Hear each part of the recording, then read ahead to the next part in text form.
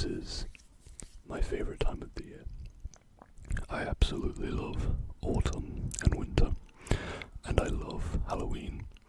I love all things Halloween, horror, and so in tonight's video we are going to be talking about some horror films, and I think I'm gonna do another video like this, so this will be part one.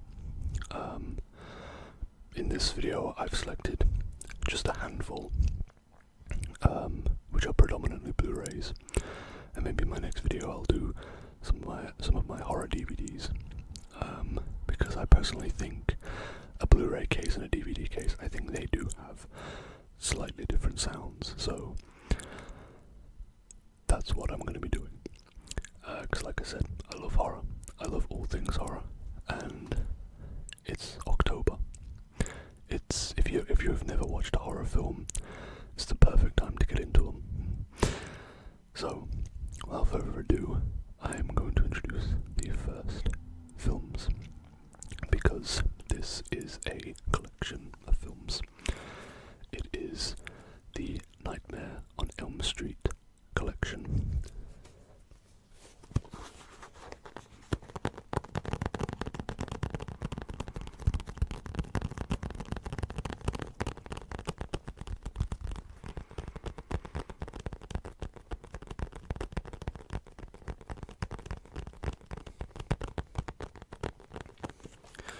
With old Freddy Krueger,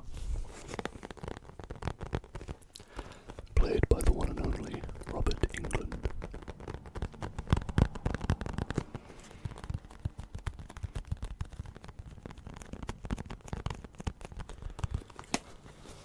So, about the Nightmare on Elm Street films. When I first got into horror, which is probably about 5 years ago now, 5 or 4 years ago, I actually didn't really like these films. I don't really know why, but it wasn't until I rewatched them about a year after I watched them for the first time, and then for some reason then when I rewatched them it just kind of clicked. Except for the second film, I still really don't like the second film. So, this has 7 films. It has A Nightmare on Elm Street, the original. It has A Nightmare on Elm Street 2, Freddy's Revenge, which is my least favourite. And it has A Nightmare on Elm Street 3, Dream Warriors, which is a good one. And it has A Nightmare on Elm Street 4, The Dream Master. A Nightmare on Elm Street 5, The Dream Child. Freddy's Dead, The Final Nightmare, but it wasn't, because then we got Wes Craven's New Nightmare. Wes Craven, who is, legendary in the horror scene, and New Nightmare is probably my second favourite. I think the original is my favourite. And I've never seen the remake, and to be honest, I don't really want to, because I've heard nothing but really bad things. So I might watch it one day just to see for myself, but I think I'll just stick with these for now.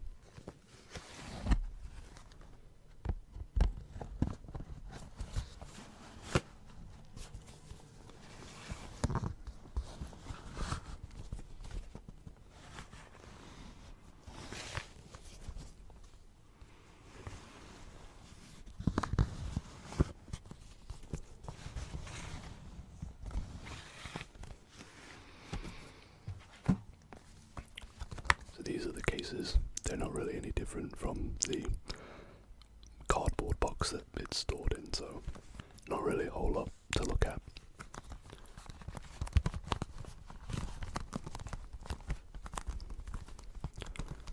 But I love the sound of Blu-ray I can't speak today. I love the sound of Blu-ray cases.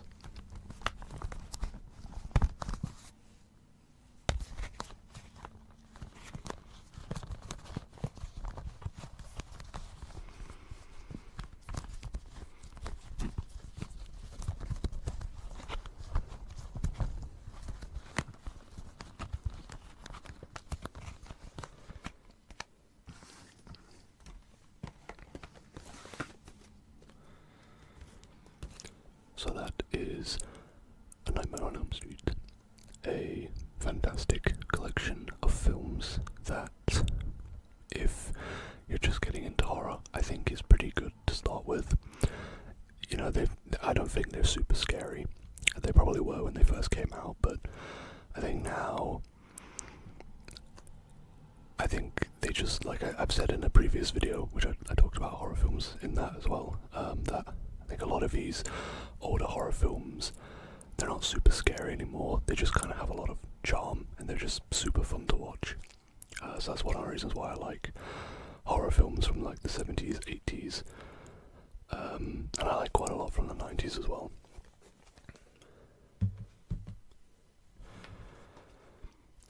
Next up, we have another collection of films. We have one of my all-time favourites, Friday the 13th. This is the 8-film collection. So, if I remember correctly, there's 12 films in total. You have this 8, and I'll tell you the titles in a minute. But you have this 8, which are the first original 8, and then I think there was a lawsuit, and I think Friday the 13th, the name of the franchise, got split from Jason Voorhees, because I think one person owns the franchise and one person owns the character, I think. I'm not entirely sure, but so after the 8th film, we got Jason Goes to Hell, which I absolutely hate. That is, in my opinion, the worst horror film ever made. And maybe that's been a bit dramatic, but I really don't like Jason Goes to Hell. It's just such a bad film. And then you have Jason 10, Jason in Outer Space. No, that's not what it's called. What's it called? I can't remember what it's called, but it's Jason X, I think. I call it Jason in Outer Space because that's really what it is. I kind of love that film. I'm not gonna lie. I think Jason X is genuinely very underrated. It's a silly film. It's not. You should not take it seriously. It is just a very stupid film, but very, very fun. I did like Jason 10 or Jason X. And then I think I might have mistaken. I don't think there is 12. I think there's only 11. Because then you have the remake or the reboot, which I think is just called Friday the 13th, which is pretty good. I don't own a copy of it, but it's a pretty good remake. So yeah.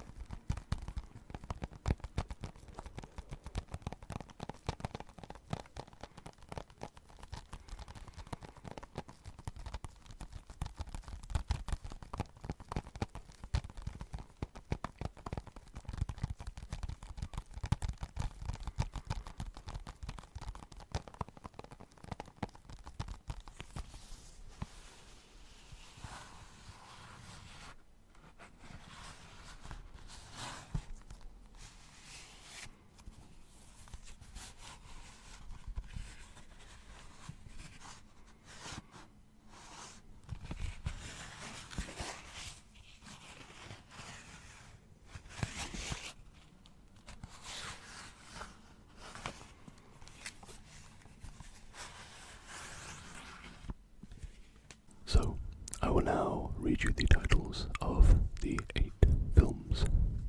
So, starting with the first one, you have the original Friday the 13th.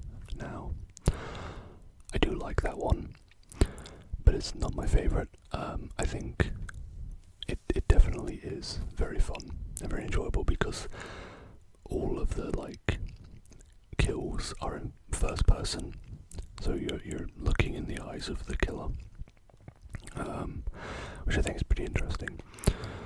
So I do like Friday the 13th. It also has a young Kevin Bacon in, so that's interesting. I think.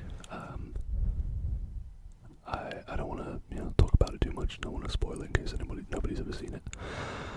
And then we got Friday the 13th Part 2. That was the one where Jason has like a sack for a mask. So he doesn't have his iconic mask. It's just he just wears I think it's a potato sack. The part 2 is quite fun. And we got Friday the 13th part 3. Part 3 I think is the 3D one. Where I don't know if this is 3D, but they shot it in 3D, and I think this is the one where he gets his mask. I think this is the one where he gets his like iconic mask, and I don't remember a whole lot from this one, but I'm pretty sure this is the one where he gets his iconic like hockey mask. And then we got Friday the 13th, the final chapter, which again is a lie. You know, whenever a horror film says the final chapter or the last one or whatever, you know it's a lie. There will always be more, which I'm happy about. So this is probably a lot of people's favourite. It's probably my second favourite Friday the 13th film. It is very, very good. It is very fun. You know, I can't remember the kid's name, but there's a pretty famous kid actor in this who's been in quite a few things. I think he was in Stand By Me. I can't remember his name, but he's in this. I'm not really good at remembering names, unfortunately. And then we've got Friday the 13th, Part 5, A New Beginning, which I think a lot of people didn't like. I thought it was quite good, to be honest.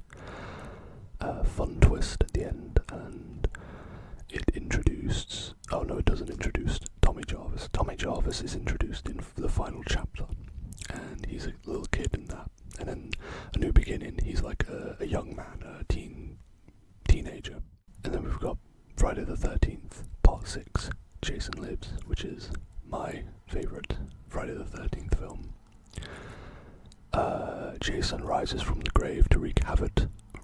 Oh my god, I really can't speak today. Jason rises from the grave to wreak havoc upon a new group of unsuspecting campers in an ultra-bloody rampage. Oh, nice. I think, like, it's zombie Jason. I think I think he also, like, that's, like, his best look, you know, with his spear and everything. I think that one is easily my favourite. Then we've got Friday the 13th, Part 7, The New Blood, which I wasn't really a big fan of.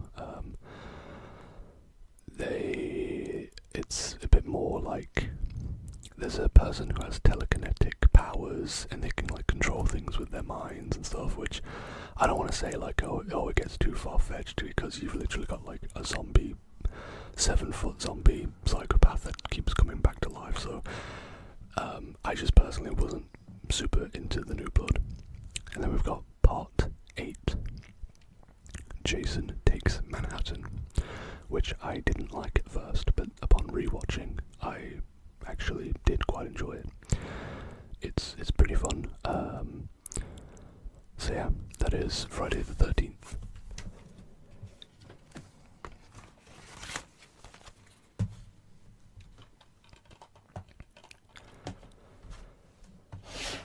Up next, we have another classic, and this one is from the 90s.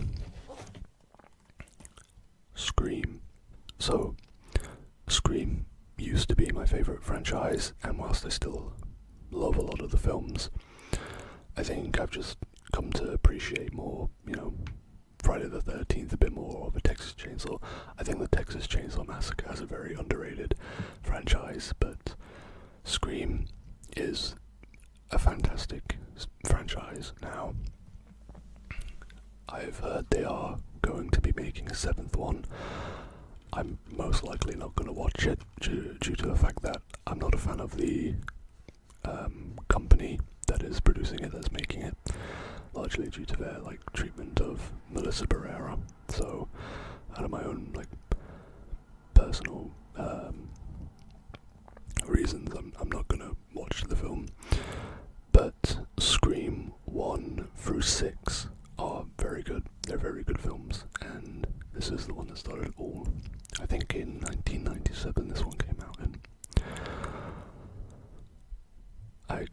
a date, but I'm pretty sure it's 1997 or 1998. I think. Just like names, I'm not good with dates either. But this is about Sydney. I can't remember her last name. I'm not good at names, I'm really not. Played by Neve Campbell. This has a really good cast. David Arquette, Courtney Cox, Neve Campbell, Drew Barrymore. Who, if you know anything about Scream, isn't really in the film. She's just in like the opening, which is a great opening. It's very you very much don't expect what's going to happen, because the way they made this film, they made it seem like Drew Barrymore was going to be a really big part of the film. She was on all the posters, and spoiler if you've never seen the original Scream, she dies in like the first few minutes. So I thought that was actually quite a smart thing to do, really, because I think that's going to hook a lot of people in. So I'm gonna tap on this for a little bit.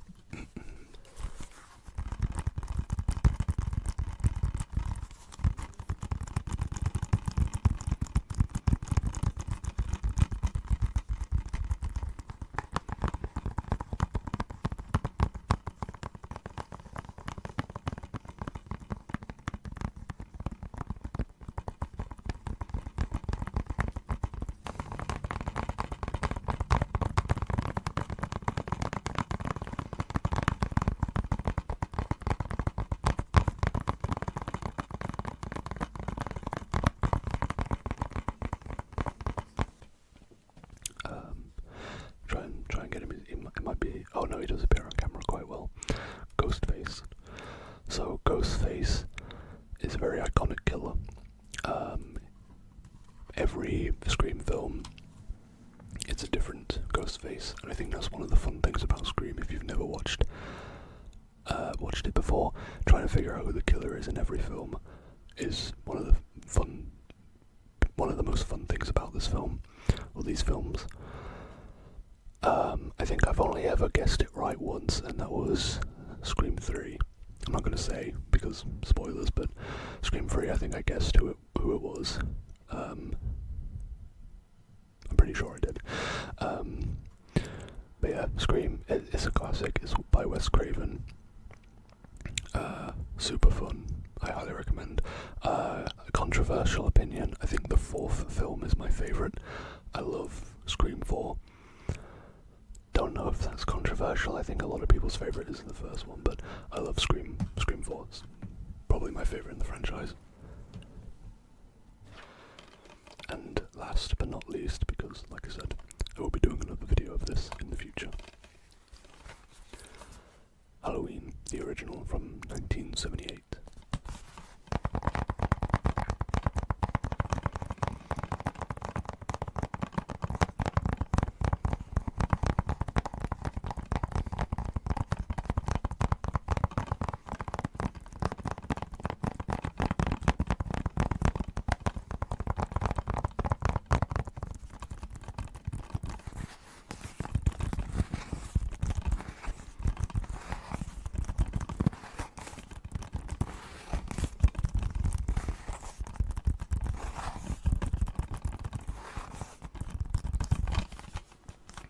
So, this is kind of what started it all for me. This was the horror film that really made me fall in love with the genre. It is an absolute classic. John Carpenter's Halloween. I don't remember how many films there are in this franchise. I think there's quite a lot. I know they remade it, or did a reboot. I don't remember. Maybe in 2020 was it? Or 2021 they did a reboot, and I liked the first one, and I liked the second one, Halloween Kills, I really liked, and I thought the third one I thought it was fine. I didn't love it. I didn't hate it. But the original, I do love. Michael Myers is such an iconic killer, and you can't really see, but up here I actually have a mask of Michael Myers, his mask from the original film. I might show it in a video this month, because it is spooky month, so I might show that off,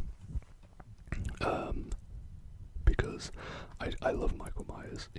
I think he's such a, like even though this film is from the 70s, and I've said a lot that a lot of horror films don't really scare me anymore from that period of time, Michael Myers has always kind of creeped me out. He is such a creepy person, because he's really tall, that horrific mask that he wears, just everything about him is just so creepy. I love it. So yeah, Halloween. Any one of these films I would recommend to watch this month. And that will do it for this video. My next video will probably be part 2. That's 2. I'll probably have a few more Blu-rays, but I think I'll probably have mostly DVDs. So I want to thank you for watching this video. I really appreciate it. If you did like this video, please consider leaving it a like, comment, and subscribing. And yeah, happy Halloween. Well, it's not Halloween yet, but